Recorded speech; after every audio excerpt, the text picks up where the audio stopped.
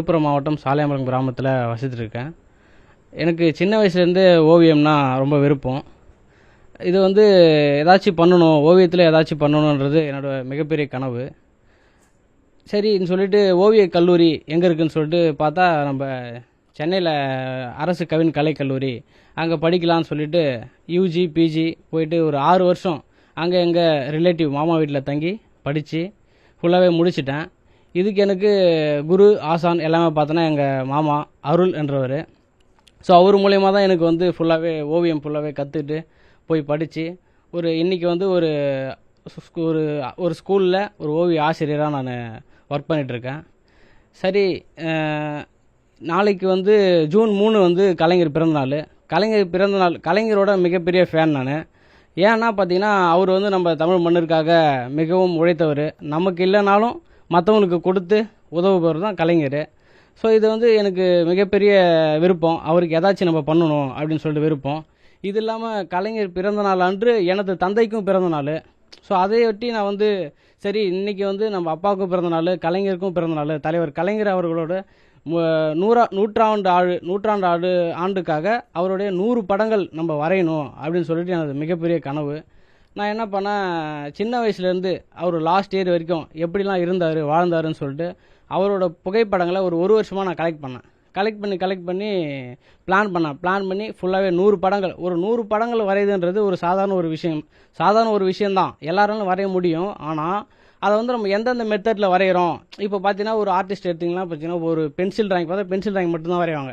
இப்போ பெயிண்டிங் பண்ணால் பெயிண்டிங் மட்டும்தான் வரைவாங்க. இப்போ நம்ம பார்த்தீங்கன்னா ஒரு ஒர்க்கும் இப்போ 100 ஒர்க்கு வரைஞ்சிருக்கோம். 100 ஒர்க்குமே வித்தியாசமாக இருக்கும். பெனில் இருக்கும், பென்சிலில் இருக்கும், கலர் பென்சிலில் இருக்கும், பெயிண்டில் இருக்கும், வாட்டர் கலரில் இருக்கும், ஆயில் கலரில் இருக்கும், அக்ரிலிக்கில் இருக்கும், நியூஸ் பேப்பரில் கட் பண்ணியிருப்பேன். ஸோ அப்போ பென் டிராயிங் இருக்கும், அவங்களோட தலைவரோட நேம்லேயே வச்சு அவரோட புகைப்படம் போட்டிருப்பேன்.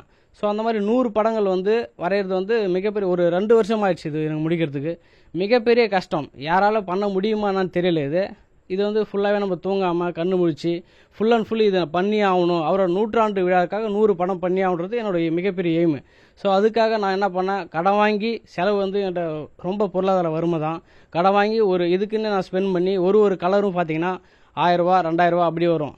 சரி, இதை நம்ம பண்ணி ஆகணும், நம்ம பணம் இல்லைனாலும் பரவாயில்ல பண்ணணும்னு சொல்லிட்டு தலைவருக்காக கிட்டத்தட்ட 5 லட்ச ரூபா நான் செலவு பண்ணி ஃபுல்லாகவே 3க்கு 4 சைஸில் எல்லாமே ஒரு படமாக எடுத்து செலக்ட் பண்ணி ஒரு படமும் வரைய 1 வாரம் ஆச்சு. 2 வருஷமாக ஃபுல்லாகவே இந்த ஒர்க்கு தான் ஃபுல்லாகவே பண்ணி எல்லாமே ஃப்ரேம் பண்ணி ரெடியாக இருக்குது. எல்லாரையும் பார்த்தோம், எல்லாரையும் பார்த்தோம். அமைச்சர், நம்ம deputy minister Kanimozhi ma'am, CM கிட்ட வரைக்கும் நம்ம ஆல்பம் போயிட்டு வந்துடுச்சு. பொதுப்பணித்துறை அமைச்சர் அண்ணன் ஆர் ராசா எல்லாரையுமே பார்த்தோம். அவங்க எல்லாமே எனக்கு ரொம்ப சப்போர்ட் பண்ணாங்க. எல்லாமே நடத்தி கொடுக்குறேன்னு சொல்லியிருந்தாங்க. சரி, 100ஆண்டு விழாக்கு 100 விழா அப்படியே தள்ளி 1 வருஷமாக இதுக்காக நான் அலைஞ்சிட்டு இருக்கேன். அப்படியே போயிட்டுருக்கு, எல்லாமே ஹெல்ப் பண்ணுறதா சொல்கிறாங்க. சரி, ஏதாவது தெரிவித்தாதான் நம்ம ஏதாவது முன்னுக்கு வர முடியும் அப்படின்னு சொல்லிட்டு இந்த பேட்டி நான் முழுமையாக மனநிறைவோடு கொடுக்குறேன். இப்போ கலைஞர் சமாதி சென்னையில் மெரினா பீச்சில் இருக்குது. அது பார்த்தீங்கன்னா ஒரு மியூசியம் மாதிரி ஃபுல் அண்ட் ஃபுல்லு பக்காவாக ரெடி பண்ணி வச்சுருக்காங்க. ஸோ அந்த மியூசியமில் நான் போய் பார்த்தேன், இந்த மியூசியம் எப்படி இருக்குன்னு சொல்லிட்டு கலைஞர் நம்ம சென்னையில் மெரினா கடற்கரையில் உள்ள